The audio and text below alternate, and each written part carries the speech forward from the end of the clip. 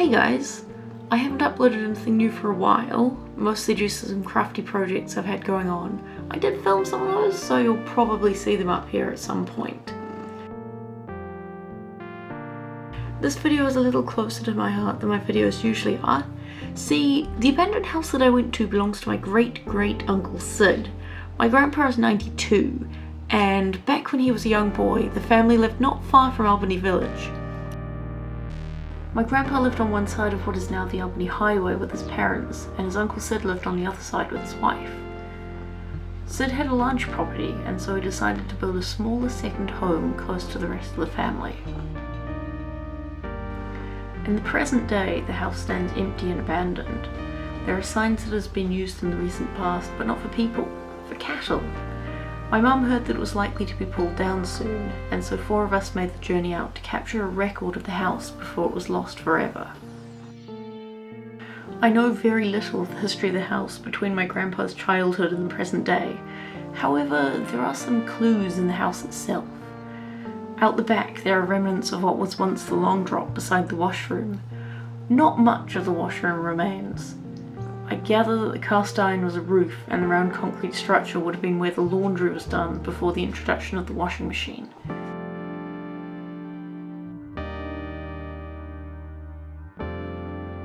Much of the rubbish that is piled in this area looks to be fairly modern.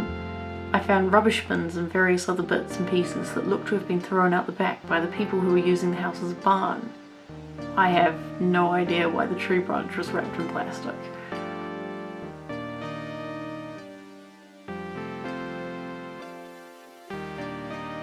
Moving on to the house itself, many of the walls have been stripped of wallpaper to reveal the boards beneath. What's interesting is that these boards are large and wide, suggesting that they're made from kari timber.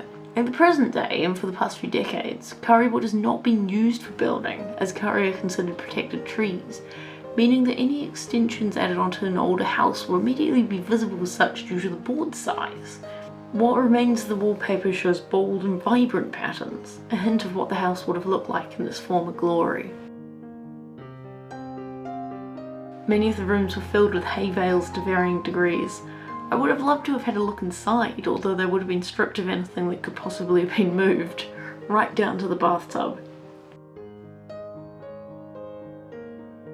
The outside of the house shows signs of a toilet being plumbed into the house at one point, but there was no sign of a toilet in any of the rooms I was able to go into, so I guess that's gone somewhere too.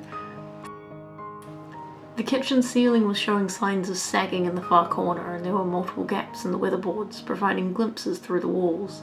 However, one cupboard in the kitchen was designed with gaps in mind. Before fridges became commonplace in houses, there were special cooling cupboards, or larders, which served to keep food in the shade with openings for a cool breeze to access the shelves. It was used to keep the milk fresh for the day and for the storage of longer lasting foods, although of course it wasn't in exactly the same way as modern fridges are used these days. Sid's house was originally designed with one of these, and it can still be made out in the kitchen corner. The land the house is on is still largely undeveloped for the meantime, which allowed me a glimpse into what it may have been like when Grandpa was a boy. Out behind the bamboo I found the tracks of cattle leading down behind the long drop and towards a nearby field. I didn't follow those tracks all the way to their origin, as the path thinned down and became quite muddy past a small pond, and I had a general unwillingness to go stumbling into a neighbouring field with my son and a camera in hand in case the land around the house was not abandoned.